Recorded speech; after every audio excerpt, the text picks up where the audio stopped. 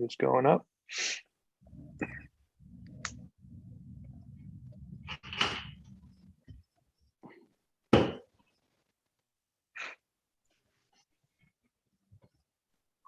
All right, YouTube is live. Hey, what's up, Raj? What's up, man? But Mark asked this morning to help with the MC, so no skin off my back. Cool. Hey. Done it. There's Mark. Hey, what's up, Mark? Wait a minute. I can't hear you. Shit. That's my AirPods again. We can hear you. Yeah. Here we go. All right, now it's better. Hey, ready for the webinar? Yes. You got the LinkedIn event updated with the link? Just updated the LinkedIn, so we're live on YouTube, and LinkedIn is live, and then we'll kick off the webinar here in a minute.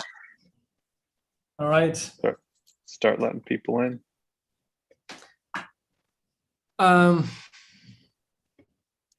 Hey, Viraj, how are you doing? How are you doing, Mark? You're looking good. I'm great. Great to see you.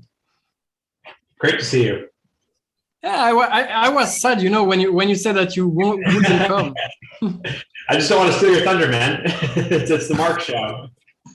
Yeah, but you know, it's always better to have you here, and I get used to that. So Cool. The usual. Okay, what do we see? How many? Oh, okay, how many participants? Okay. Do we have the final number for the webinar? 1,282 at this point. 1,200. Oh my gosh. Mm-hmm. No. It's a good one. Is that the record? Yep. Hey, nice. Yeah. We just reached the moon. I think we can break 1,300. I think quick, so. Quick, I think so. quick! Everybody go and register 5 more times. All right. Let's make sure that everything works on my side.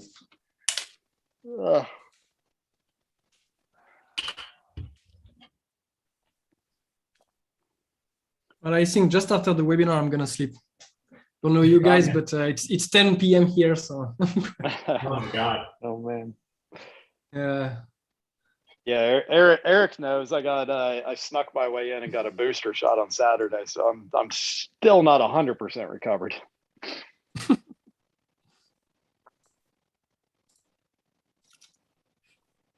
So I'll monitor this YouTube chat. If there's any questions, I'll just drop them into Slack. Is that okay, guys? Yeah. Okay. Yeah, I will try to.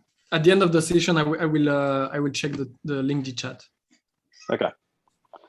All right, I'm gonna go on mute and kill my video if you want to kick this off, Eric. Yep. All right, guys. Here we go. Raj, I'll let you start the webinar. Alrighty. You're the boss. You're the boss. Let's hit the start button. Alrighty, now let's see that attendee number spike up. Here we go. Hi, Adam. Hi, David. Hi, Philippe. Hi, Omar. Hey, Darsh. Hey, Manish. So many names to keep track of, Mark. yeah. It's gonna be hard to keep track on everybody, but let's Yeah. I'm gonna do what I can. Right. Hi, Philippe. Hi, Sumya. Hi, Sundar. Hi, Vikas. Sorry if I mispronounce your name. Hi, everybody. Super excited to see you here for the keynote. Well, Mark, do you think we should wait until about 4 or 5 minutes past to get started? Just give everyone a chance to style in? Yeah, definitely. Let's wait like 5 minutes before getting started. Hi Sundar. Hi John. Hi Jose. Hi Fernando. I think there are some people coming from Brazil. Pretty sure of that. Coming from India as well. Hi Alexander.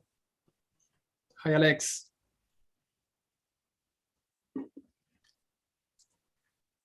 Oh, there is some French as well. I got a Oh, welcome wow. in French. Whoa, whoa, whoa, whoa, whoa. That makes me happy. Hey, Jose, thank you for taking my courses. Oh, high school French. Okay, that makes sense.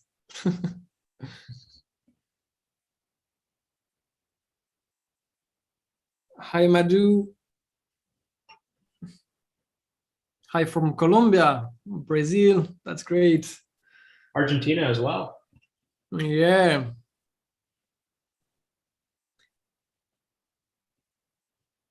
Hi, Stefan. Hi, Vikram. Hi from Paris. Hi, Philippe.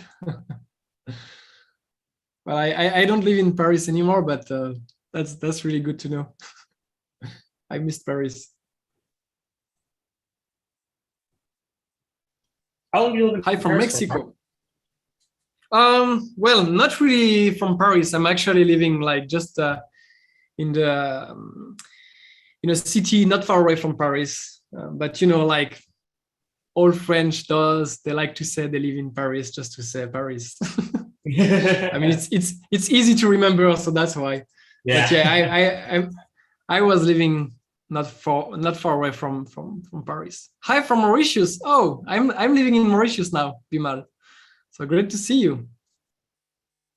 Wow. I think it's the first time we've had somebody other than you from Mauritius on, or at least someone who said they were. You know, you never know where they're actually joining from, but True. That's a really small island, you know, Viraj. So it's San Diego. Any folks from New York here? Seattle.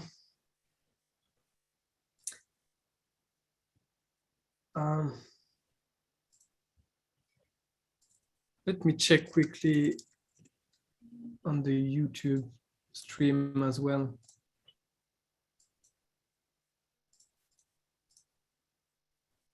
Hey, hi from Fontana. Pardon my French. Oh my gosh. Well, hi everybody. I'm super excited to have you here. Really, we're gonna start in 1 minute, Viraj. Yep. If you are ready, in 1 minute we're gonna start and jump right into the sensors. So we have 58 people on the YouTube channel, I think. Hi everybody from YouTube as well. I can see you.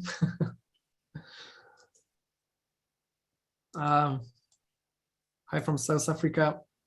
Hi Nelio. Hi Nicolas. Guatemala. That's awesome. Wow. All right, it's about 5 minutes past, Mark. Yeah. We get started. Yeah, let's get started. Let's get started. I can kick things off here, and I'll hand it over to you, and we'll Sure. go from there. Sure. Yeah. First off, thanks everyone for coming to take the time to chat with us here today. See, there's folks from all over joining, and I think I'm really excited about that. So this is our bi-weekly Tuesday webinar, where we like to go really deep into a topic in core airflow.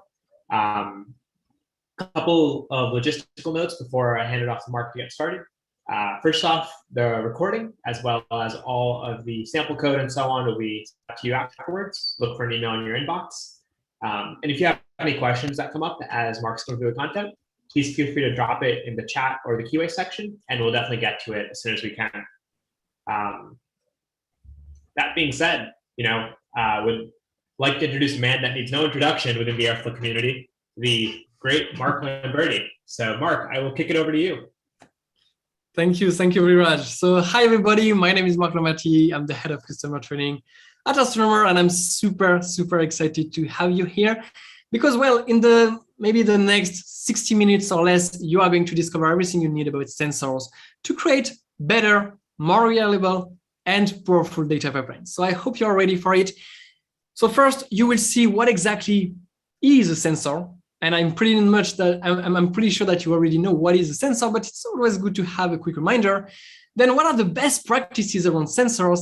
Then last but not least, why this is important for you.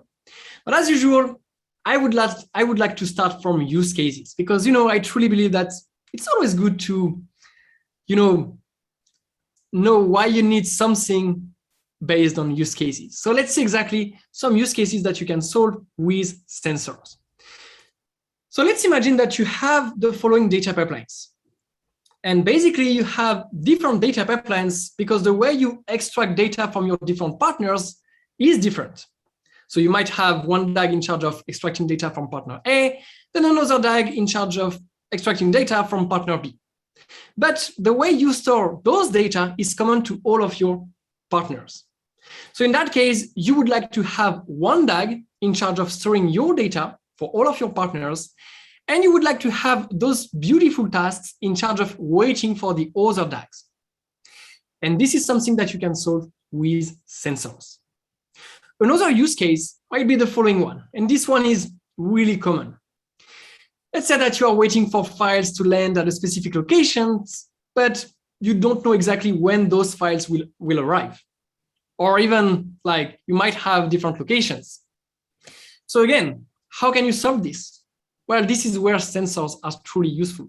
With sensors, you are able to say, okay, I want to wait for file A that will exist in that location, then another file B, in another location, and so on. So again, if you are waiting for some files, sensors are truly useful for that. Then last but not least, I love this use case. Let's say that you have a DAG that it is triggered daily, every day. But for some reasons, you want to execute one task at 10 p.m. And then you want to execute another task at 2 p.m.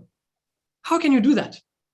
How can you have those kind of multiple scheduling intervals within the same DAG? Well, again, this is solved by using sensors. So as you can see, based on those really common use cases, sensors are truly powerful. But before jumping into the code and what exactly is a sensor, let me give you the quick agenda of today. So first, what is a sensor? Again, quick reminder of it. It's always good for our memory, especially mine. Then make your sensors better. How can you make your sensors better in order to create more reliable, complex, and powerful data pipelines? There are some best practices that you need to know around sensors. Also, how can you create DAG dependencies with the external tasks sensor? The external task sensor is truly powerful, truly useful, but you have to know exactly what are the best practices around this sensor. Otherwise, you might end up with weird behaviors. Then last but not least, the smart sensors. Big topic here. Does that mean that the sensors we use daily are stupid? Well, we will answer that question at the end of the webinar. So without further ado, let's begin with what exactly is a sensor.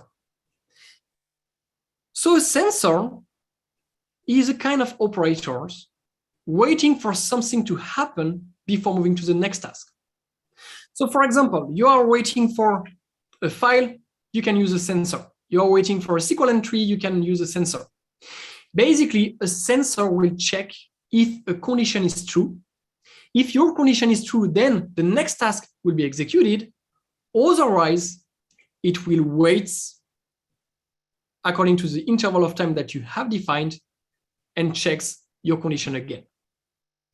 It is as simple as that. A sensor checks a condition at a given interval of time.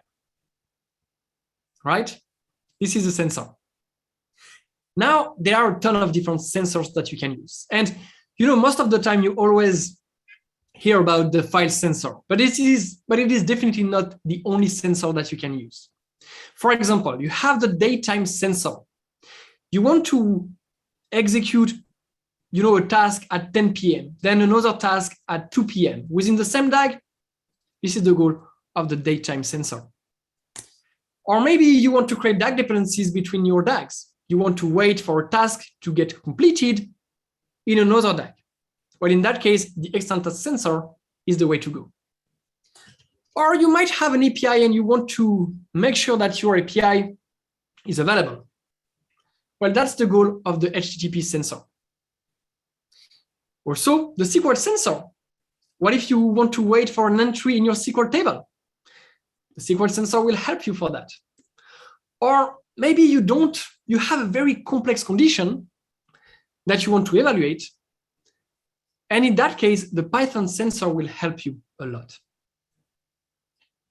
With the Python sensor, you can just execute a Python function, do whatever you want within that Python function, and this is your condition.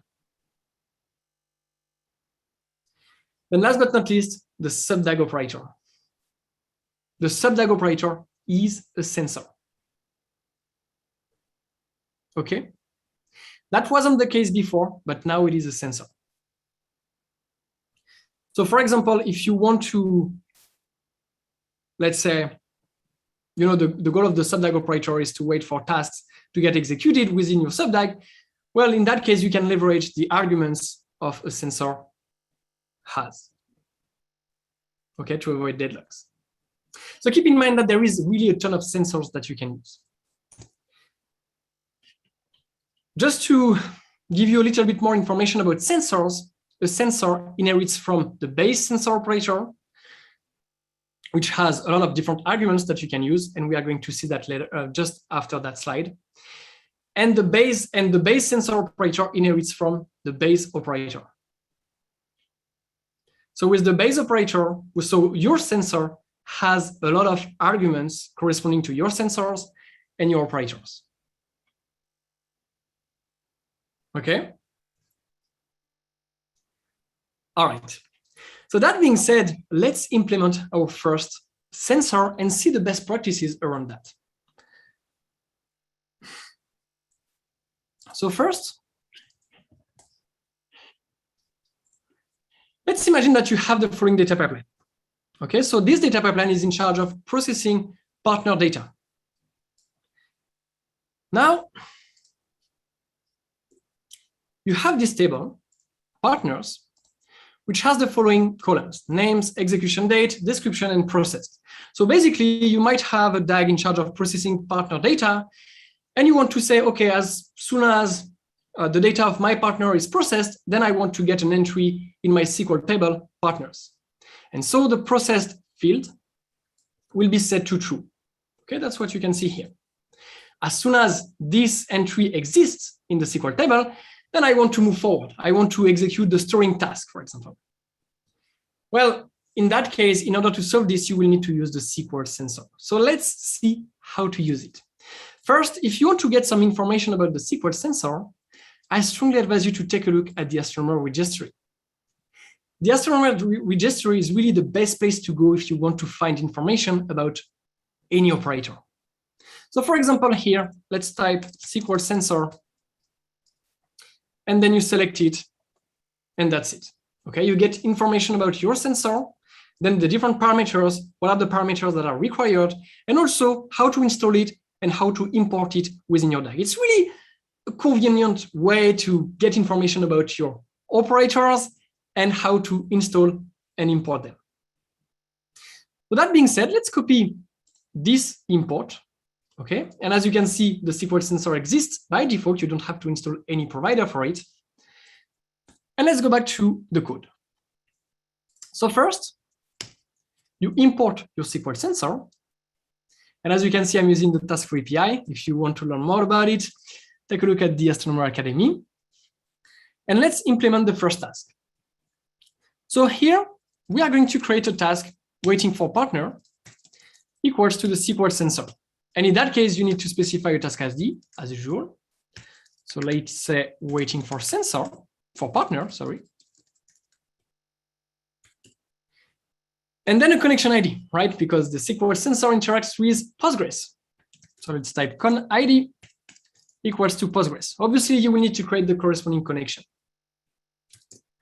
And then this is really specific to the SQL sensor. You need to specify the SQL request that is in charge of getting the record and checking if the record is what you expect or not. So here you type SQL equals to SQL slash check underscore partner dot SQL. And actually, this is really a best practice, right? If you, whenever you use a SQL request within your operator, this is not related to sensors, but try to keep your SQL requests outside from your DAG files.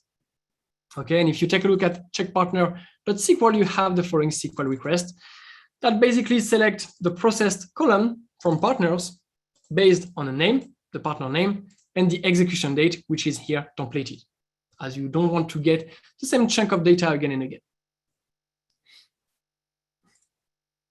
Now, once you have this, you need to specify the parameters that are used in your SQL request. So parameters equals to a dictionary. And in that case, you have name equals to partner underscore A. Okay, and keep in mind that this argument is not templated, which means you're not able to inject data at runtime within that argument.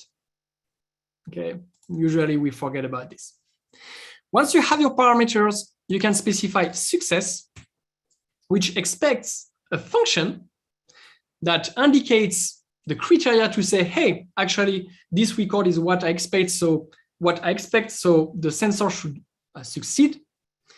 In that case, we're going to use underscore success criteria. Okay, so here basically we just say, okay, if we have a record, we return it, and that means the sensor will succeed. Otherwise, we need to specify failure, which again expects a function, and that corresponds to the failure criteria.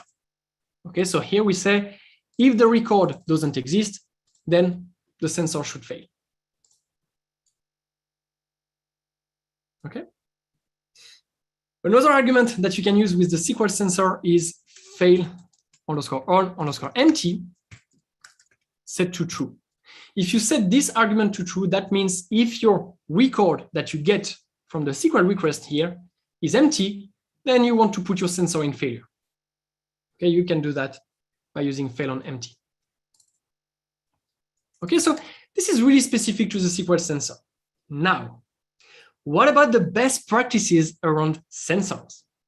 Well, the first parameter that you have to take care of is poke underscore interval. And poke underscore interval by default is set to 30 seconds. As a best practice, you should define a meaningful value here. The poke interval argument defines the interval of time at which your DAG will check if your condition is true. So by default, it will check every 30 seconds, if you every 60 seconds, sorry, if your condition is true or not. Try to define a meaningful value here. What I mean by that is, if you expect that, I don't know, your condition will be true within 30 minutes, then it might not be good to define a poke interval to 30 seconds, right? Because you are going to make a lot of requests, a lot of checks for nothing. And this is especially true if you are interacting with an API or database. You don't want to send a lot of requests to your API or to your database. But at the same time, you don't want to use a very long interval of time because, well, it will take longer for your sensor to complete in that case. So there is this kind of trade-off between, if you set a short poke interval, then your sensor will get completed as soon as the condition is true. But at the same time, if you do that, well, you might use a lot of resources for nothing. Okay, so here, let's say 20 seconds in that case. Then, this one is pretty important, the mode. By default, it is set to poke. Okay, what does it mean? Whenever a task runs in Airflow, that task takes a worker slot within a pool. And that pool has a limited of worker slots, has a limited number of worker slots. By default, it is 128, I think. But the thing is, Well, whenever a sensor runs, it takes a worker slot until it gets completed. But your sensor can run like for, I don't know, 2 days, 3 days, 4 days. So it will take, during 4 days, a worker slot. And this is why, if you don't define the right mode, you can end up with a deadlock. And so your Airflow instance will get stuck. You won't be able to execute any more tasks in your entire Airflow instance. Pretty dramatic, right? Let me tell you exactly what is a deadlock. So let's imagine that you have the following pool with only 4 slots, okay? And in that pool, you have 1 sensor running. So now you have only 3 worker slots available. Then you might have a second sensor running. So now you have 2 left, 2 worker slots left. Maybe a third one, only 1 left. And maybe a last sensor. So now you have 0 worker slots available, which means if you have another task that you want to execute, task A, you won't be able to execute that task. Why? Because all of the worker slots are taken by your sensors.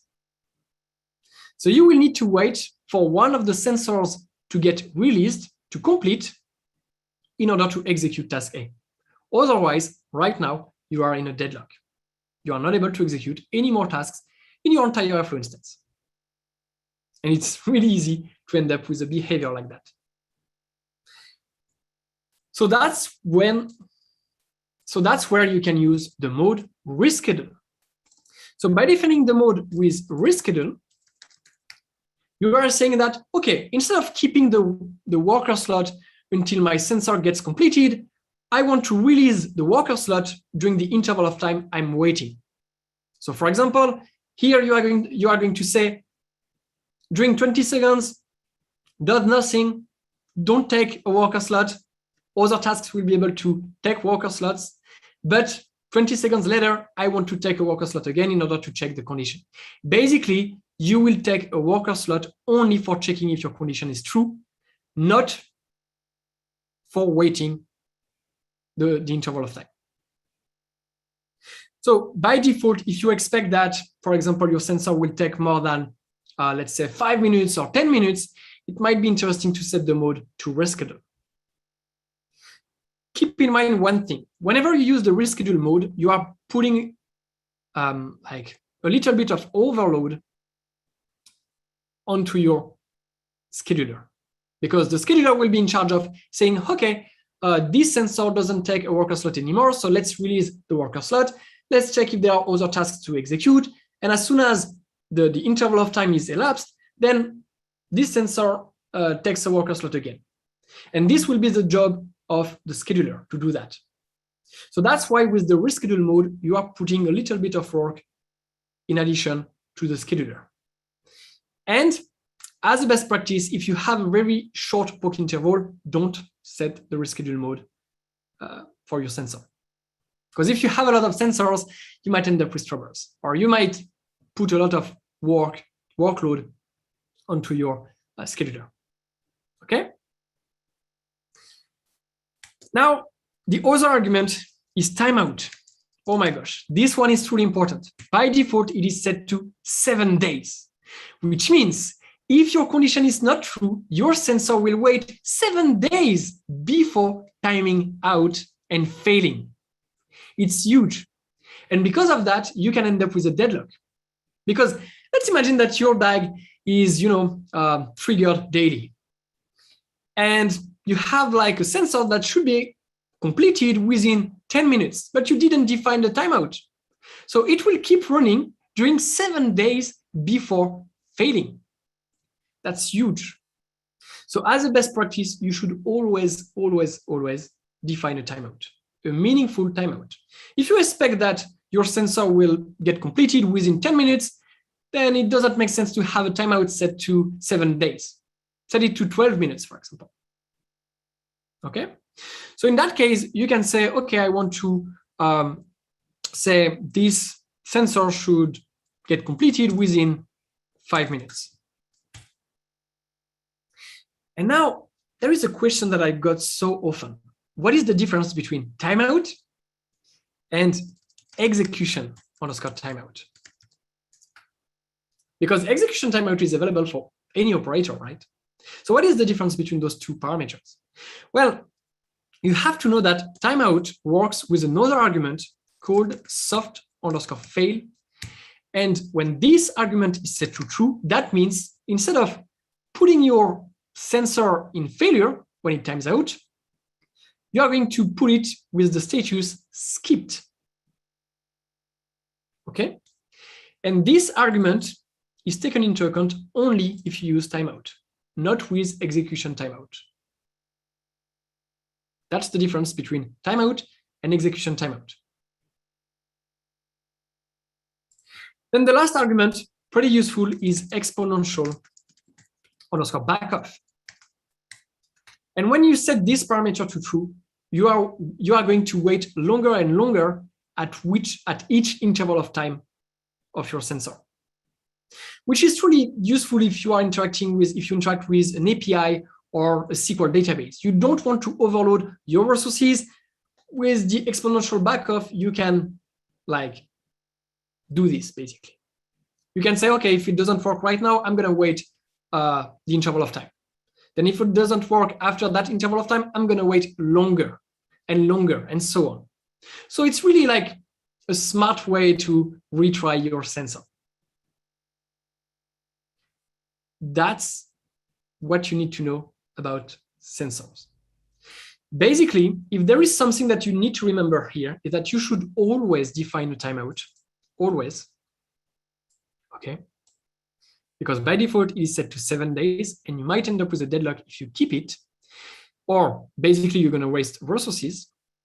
And the mode, define the correct mode, either poke or reschedule. Poke if you expect that your sensor will take maybe, I don't know, 2 minutes, 1 minute to get completed. Otherwise, use the mode reschedule.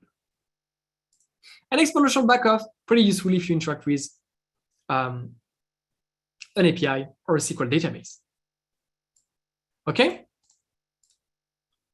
So that's all you need to know about sensors. That's really the best practices around sensors. Now, if you save the file, and let's go back to Airflow instance, Airflow UI. Let's refresh the page. So looks like we have a quick issue here. I guess it's parameters and not, okay. So now, well, that's the beauty of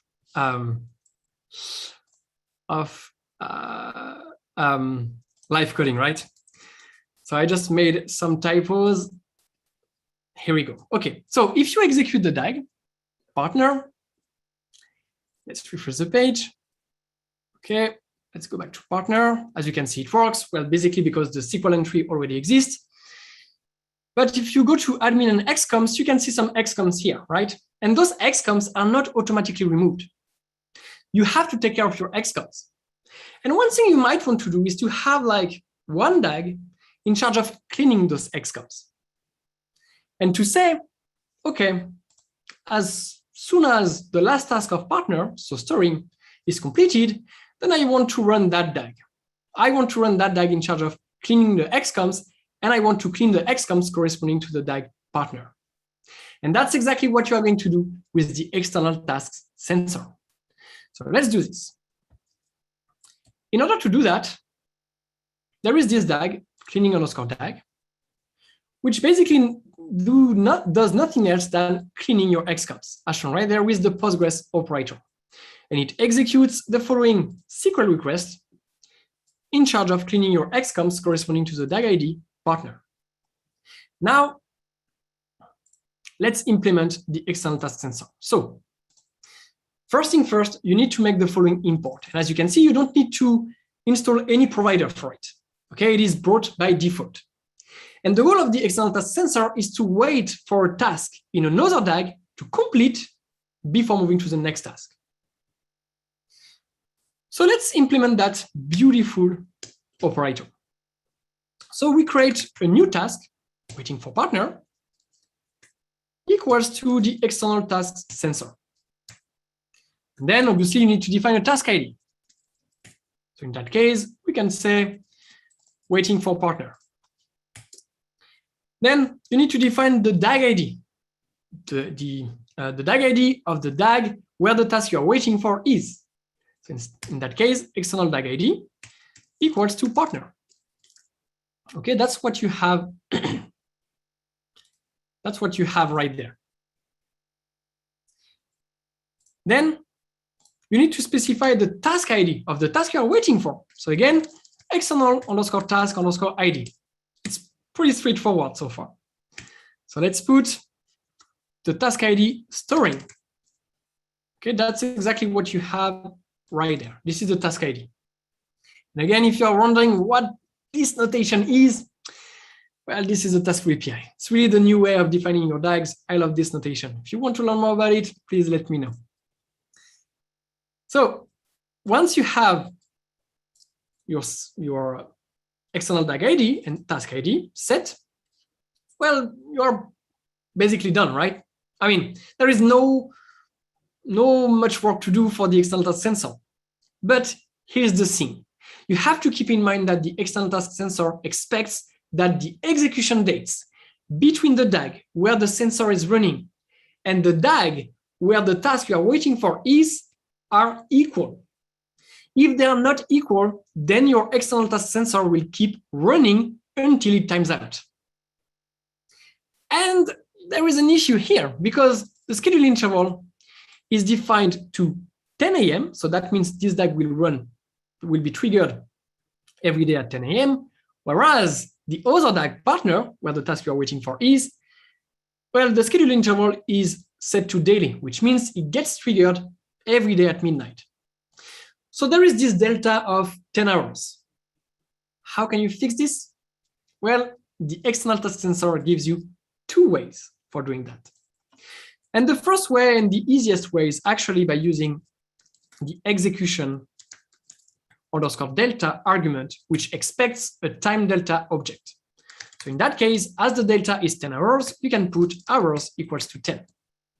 One thing to keep in mind is if you want to go backward, then you need to specify a positive value.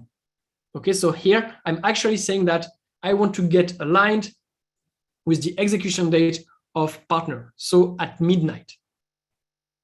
Okay, the DAG is triggered at 10 a.m.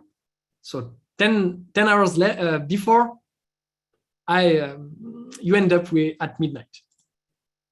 Okay, so that's really the easiest way of like aligning your execution dates between your DAGs. Now there is another way that you can use, which is execution underscore date underscore fn, which this time expects a function. And that function, for example, could be, let's say, get execution dates. And this function should return execution dates. So for example, you implement the function that gets only one argument, which is current execution date. And then you can say, okay, I want to return a list, as you can return multiple execution dates from that function. And you want to say the current execution date minus time delta hours equals to 10, which is basically equals to what you have done with the execution delta argument. But the point is, if you have like a more complex way if you need a more complex way to define the delta between the execution date of the DAG where the sensor is running and the execution date of the DAG where the task you are waiting for is, you can use execution date fn for that. Okay, because you can return multiple execution dates and you can do pretty much whatever you want within that function. Now, keep in mind that you are not able to use both at the same time, which actually, I mean, it doesn't make sense to have the execution delta as well as the execution date fn defined. So use one or the other. In that case, let's keep execution delta here. Now, let's save the file And well, let's see if it works. So let's go back to the Airflow UI, go back on DAGs, and let's trigger cleaning underscore DAG. Remember that right now with XComs, we have those XComs. So turn on the toggle of the DAG, and let's refresh the page. Okay, and as you can see, it's already done. If you click on your DAG and go to graph view, well, here the dependencies are not correctly defined, but should have uncommented those lines. But if you click on waiting for partner and go to logs, you can see that the external task sensor is poking on the task storing within the DAG partner on the following execution date. And this execution date is exactly the execution date that you have for partner. That's what you can see here. Okay.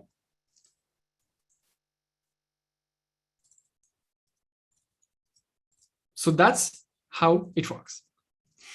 Now, there is something else that you truly need to know about the external task sensor. Let's imagine that, well, actually the task storing didn't succeed. So let's click on it and mark it as failed. Okay, so now, as you can see, the task storing is in failure.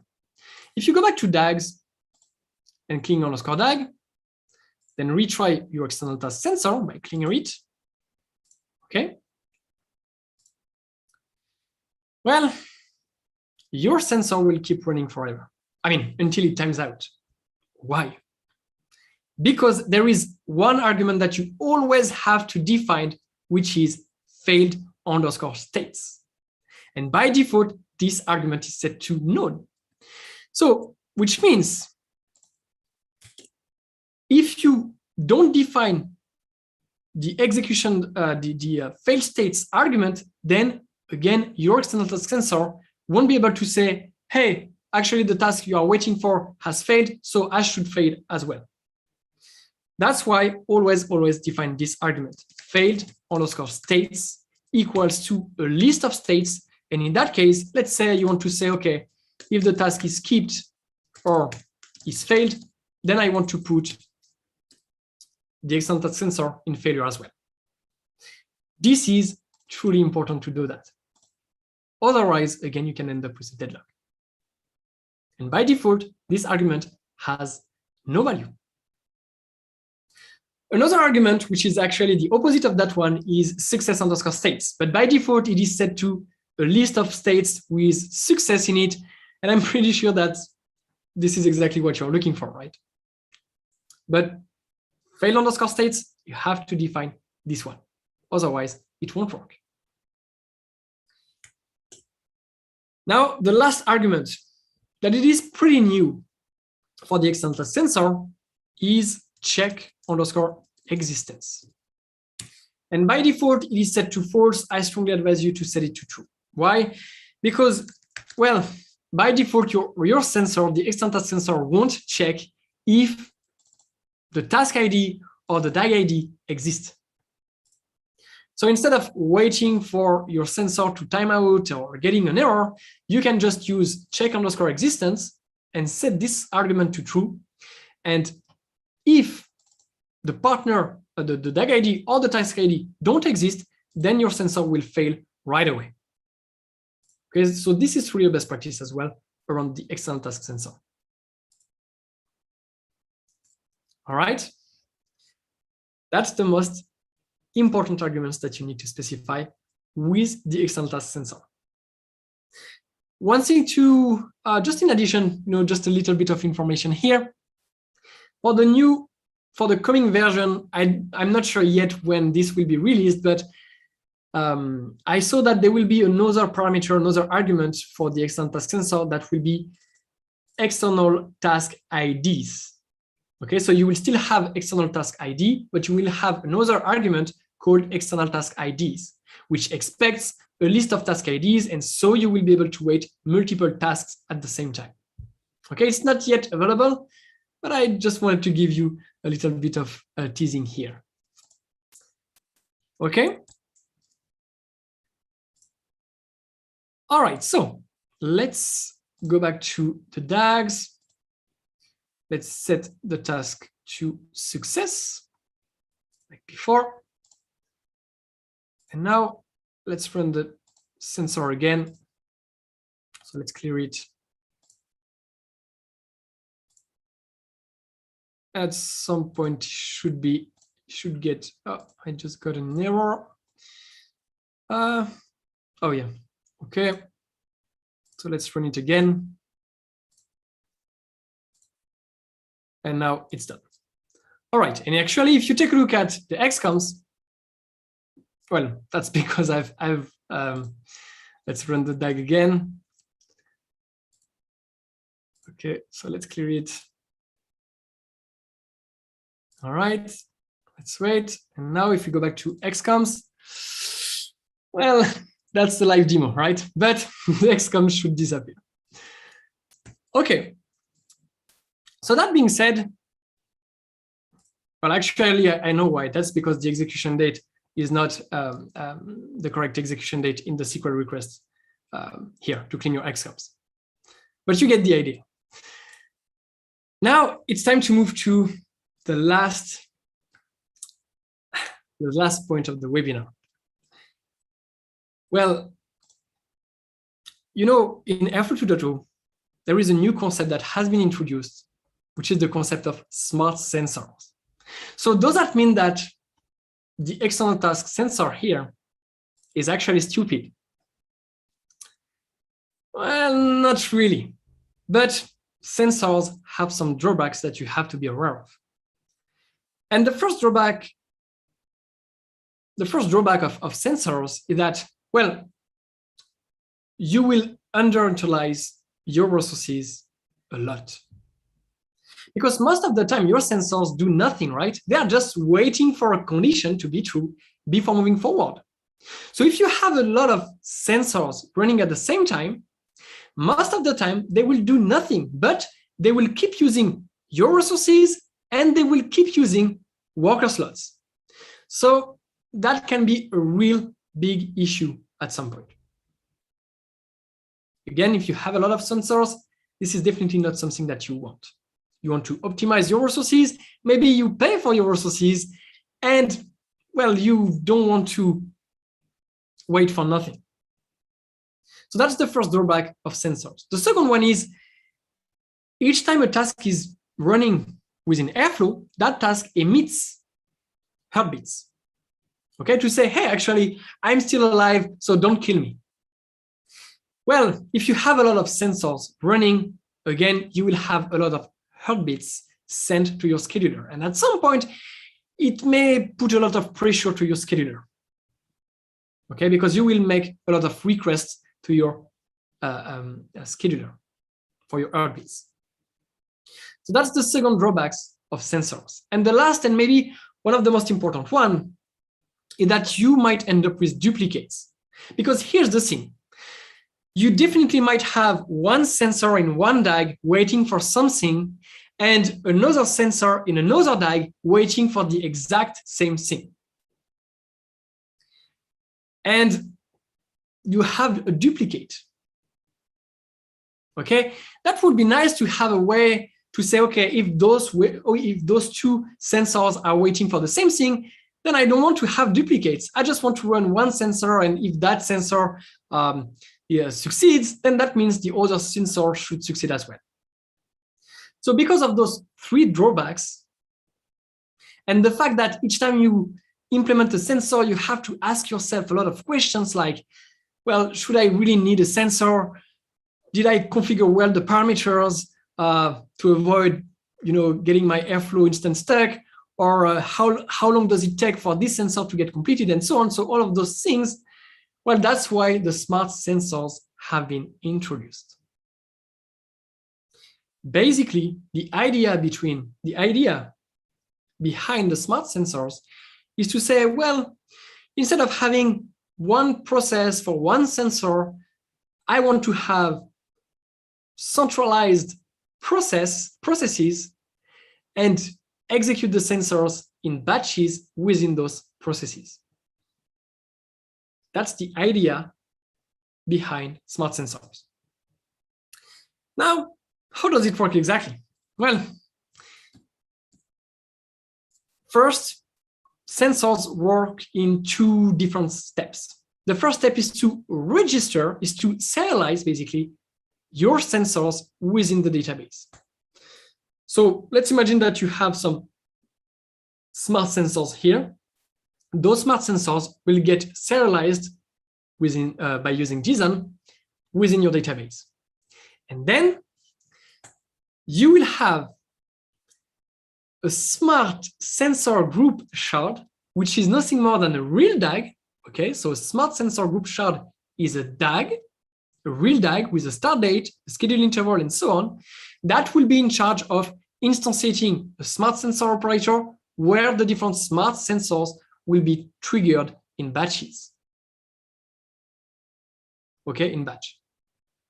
That's how it works in the very like high point of view. Two steps: your smart sensors get serialized in your database by using JSON, and then a smart sensor group shard, which is nothing more than a DAG, will be in charge of triggering your sensors at a given interval of time, which is 5 minutes by default. Okay, and this is done in batches. Now, that being said, it's not that simple. It's not simple at all in order to use smart sensors. That's why, first, this feature is still in beta version, right? And it is a feature that it is not so commonly used across many people, across many companies. But let me give you an example of how can you implement a smart sensor, and actually how can you make the external task sensor smarter. So let's go back to our data pipeline for that. And as there is a lot of work to put, I've already done that, but let me explain you the code. So first, whenever you need to use a smart sensor, there is some configuration settings to enable. And to do that, as I'm using the Astronomer CLI, and you should do that if you want to try Airflow and make your own experiments and so on, I've exported some environment variables. And the first one is use smart sensor. You have to specify this argument, this configuration setting to true in order to say, hey, I'm going to use smart sensors within my DAG. Then there is the shard code upper limit. So basically, each time a smart sensor gets serialized, that smart sensor will have, how can I say that, a hash code corresponding to your sensor, to that sensor, okay? And this hash code is defined according to the shard code upper limit and the POC context. So the context of your sensor. Okay, you don't have to, you don't have to dive into the details here, but basically this argument allows you to define how your sensors will be spread amongst all of the smart sensor executors or the smart sensors shards. Okay, so basically with the other argument, sensor shards, you are saying that you want to have, in that case, one smart group, I don't remember exactly the name, one smart sensor group shard. So one DAG in charge of processing your smart sensors. Okay, you can define this argument to 5 if you want to have more smart sensor executors, but basically that's how it works. So again, each time a smart sensor is serialized, that smart sensor will get a hash code, and that hash code will be used in order to spread your sensors among the different smart sensor executors. And the number of smart sensors executors that you have is defined with sensor shards. Then last but not least, you will need to create a custom operator, a custom class actually, to say that this sensor should be a smart sensor, and you need to put that class, your custom class, within the argument sensors enabled. Okay, so in that case, smart external task sensor. Now, in order to make the external task sensor smarter, you need to create a new file within the folder plugins. And in that case, I've created the following one, smart external task sensor, which inherits from the external task sensor. Once you have done that, there are two things that you absolutely need to specify. It is required. The first one is the poke context fields, which defines, well, basically, which specifies the arguments needed by your sensor in order to instantiate your sensor, in order to instantiate it. So in that case, external DAG ID, external task ID, execution date FN, fail states, and so on. Now, I don't want to confuse you, but this argument is used as well in order to share context information between your sensor and your smart sensor and your DAG. What I mean by that is, keep in mind that the smart sensor here won't be executed within the DAG where it is called, so in that case, smart cleaning DAG, but it will be executed within the smart sensor executor, okay, within another DAG. And so you won't have access to the execution date, the DAG object, the DAG run, and so on. Okay, you won't have access to those information by default, because the way they are called in the smart executor, in the smart sensor executors, well, you don't have access to those information by default. Okay, that might be really confusing, but that's how it works. So keep in mind here, by default, you need to specify the arguments that you're going to need in order to initialize your smart sensor. So in that case, external DAG ID, task ID, and so on. Then the second thing that you need to do is to override the method is smart sensor compatible. In order to say that this operator, this sensor is a smart sensor, you have to make sure that you are not using soft fail, neither any callbacks. So whenever you use a smart sensor, you are not able to use soft fail and on failure callback, on success callback, and on retry callback. Okay, if you use one of those callbacks, your sensor, your smart sensor won't work. And that's the goal of this method, to say, okay, I'm not using soft fail, neither the other callbacks. Okay, that's what you are doing here.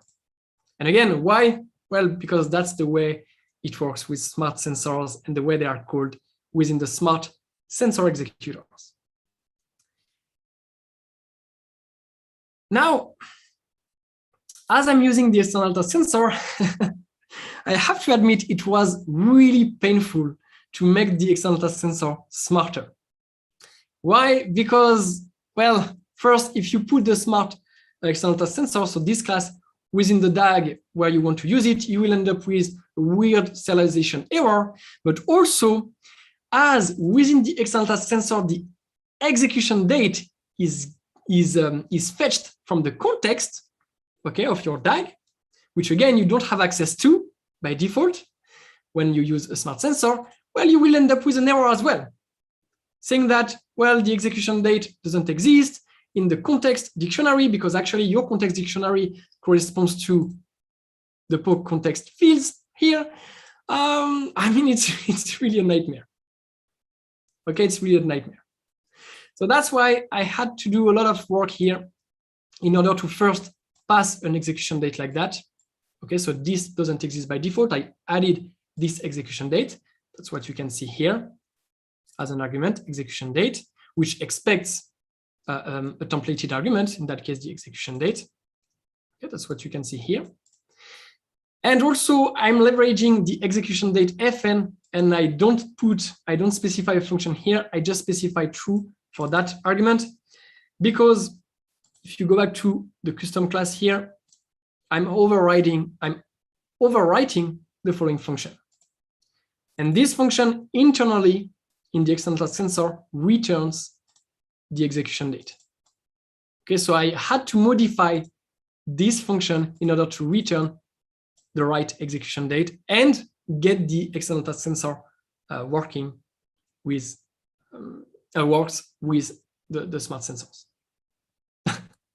Okay, I know it's a lot. It's really a lot, but my point is, if you get you will get this code after the webinar. So you will be able to have this smart external task sensor, but I don't recommend to use it, right? Because it's really hacky. Maybe there is a better way to do that.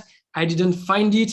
But my point is smart sensors solve like all the drawbacks that sensors have. But in my opinion, I don't recommend to use them because not so many people use smart sensors. And actually, they are really useful if you have a ton of sensors. Okay, keep in mind that this new feature has been introduced by Airbnb, which obviously has a lot of sensors to deal with. But, well, now you know how it works. You know what are the requirements. You need to define a class. You need to define poke context fields. You need to define this method. It might be easier if you use the file sensor, for example. If you want to make it smarter, it will be easier than with the external task sensor. And you need to configure your F, for instance, with the following values. Okay, and then you will be able to execute your smart sensor. And to do that, as you have the smart sensor executor here corresponding to a DAG, again, you have to turn it on, and then you can turn it on your smart sensor here.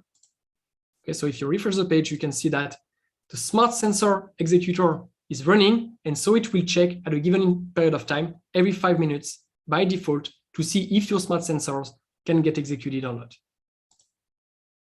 Okay, and you can see that right now, this sensor doesn't have the status running, but the status sensing, which means it is a smart sensor. If you take a look at the logs, you can see that the task has been successfully registered as a smart sensor. Okay? Whew, I know it's a lot. I know it's a lot. Don't hesitate to watch the recording again, but that's how smart sensors work. They're really painful to use. They solve a lot of drawbacks, but I don't recommend them because, well, they're really hard to use. They are really hard to implement. And there is a new feature that it is coming pretty soon, which I think it's deferrable operators, and they will solve pretty much the same issues, the same drawbacks, but in a much easier way.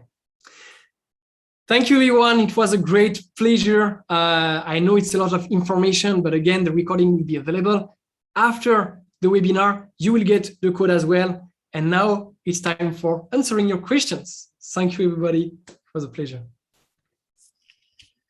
Mark, that was amazing. Thank you so much for all that wonderful detail. And there's a bunch of questions that have piled up in the chat. I tried answering some of them, but I think for some of them, you know, need your expertise. Kind of goes here.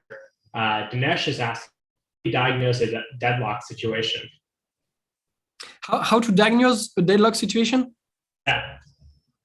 Well, actually, the only way to diagnose this is if you don't get any more tasks getting triggered in your Airflow instance.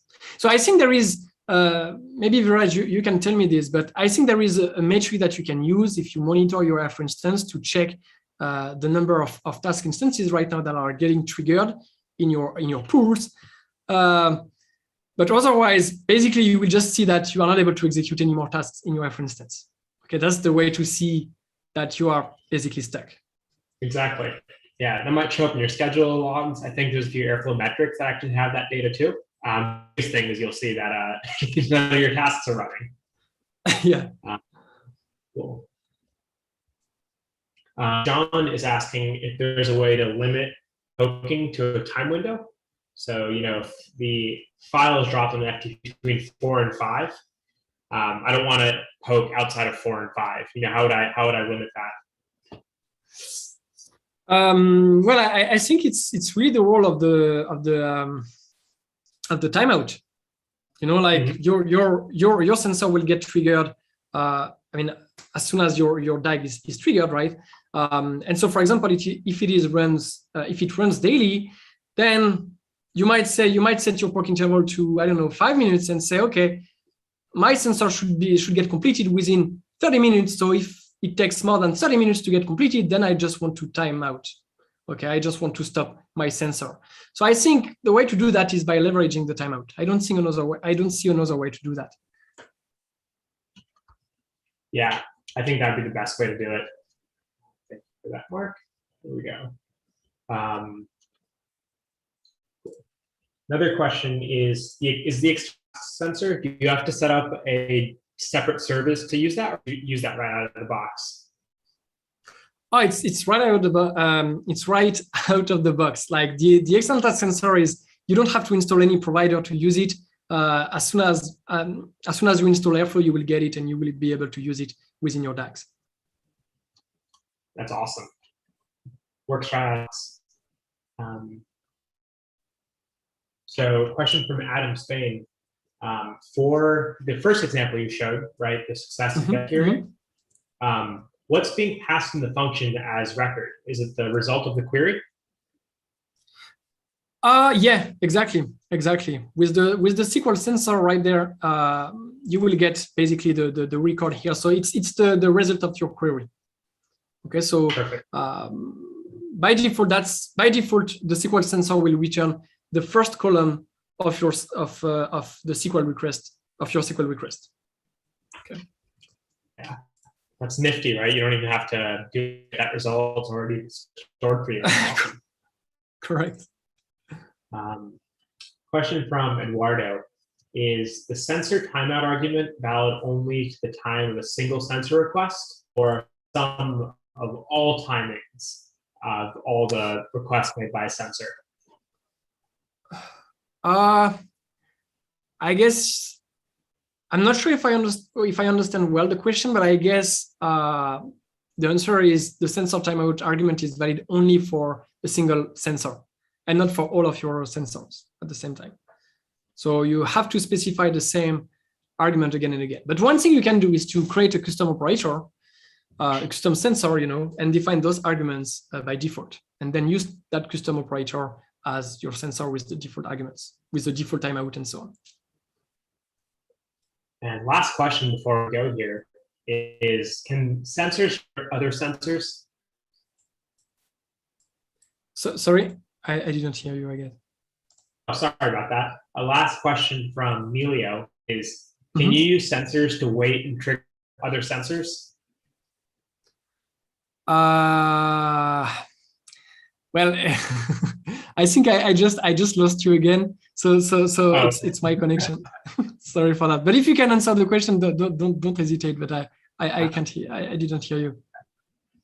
Oh, it might be my internet. Melio, I believe you can use sensors and wait for other sensors. Thanks for asking. Oh yeah. Yeah, you can definitely do that. You can definitely do that. Is it something that we recommend? I don't think so. It can be really tricky at some point. Try to keep things simple and just have one sensor and one sensor at a time. Alrighty, everyone. All right. Thank you, everybody. Thank you very much. It was a pleasure. It was a pleasure to have you. And again, you will get the recording, and you will get the code, and you will get this beautiful, incredible, smart external task sensor. So see you soon for our next webinar. Oh, and by the way, just one thing, Viraj, just before. Here is the code for the certification, for the new certification. You can get a huge discount by using it. So don't hesitate to use the early bird coupon. That was our gift for you. Have a great day, everyone, and see you soon. Thanks for coming. Bye-bye.